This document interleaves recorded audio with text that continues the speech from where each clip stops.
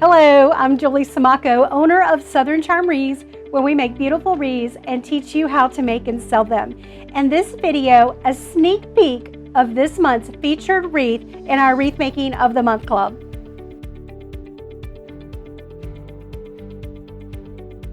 So this is our inspirational piece. It's a 12-inch metal sign, perfect for outdoor weather.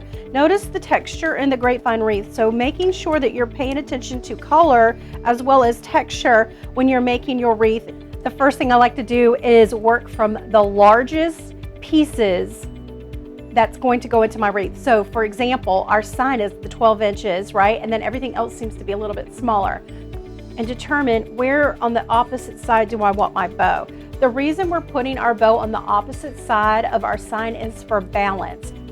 Down on the mat to 12 inches, take it to the back, pinch into our 2 fingers, twist. So this is what our bow looks like, and we're gonna go ahead and attach it to our wreath. So now we're starting to develop our frame. Our frame is what's going to decide how our wreath turns out. It's also going to determine our lines in our wreath. Since this is my longest piece, I think I'll start with this one first. I'm going to put this one down here underneath my bow to give it some length. So now that I've got our shape on the top and our shape on the bottom, I want to start working around the side. Just keep doing this all the way through each little stem. Adding greenery is one of the most important things for creating a garden style wreath. The greenery is what's going to make it look natural. We're going to put one right through here. So just find where there seems to be holes between your leaves to fill in with your greenery pieces.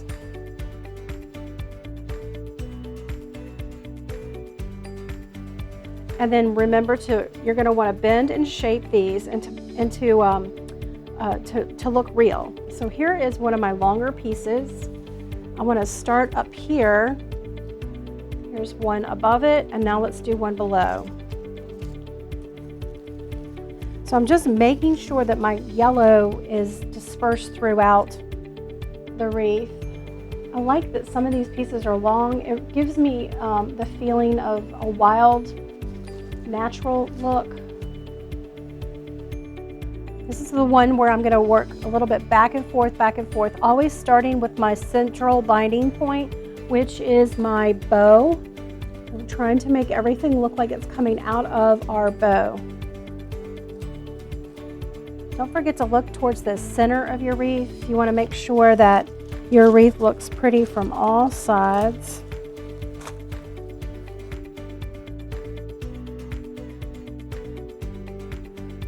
This is our finishing touch, our little bit of airiness and softness that we're going to add to our wreath.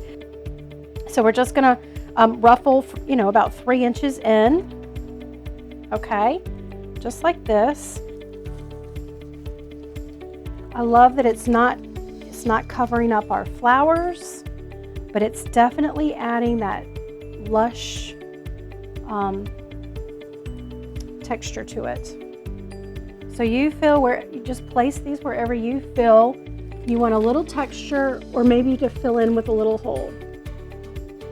You could just see the added texture. It's just really, really pretty, I think. If I have any steel picks, I just bend these under just like that, because these are sharp. And then with the plastic pieces, you're just going to go in and cut.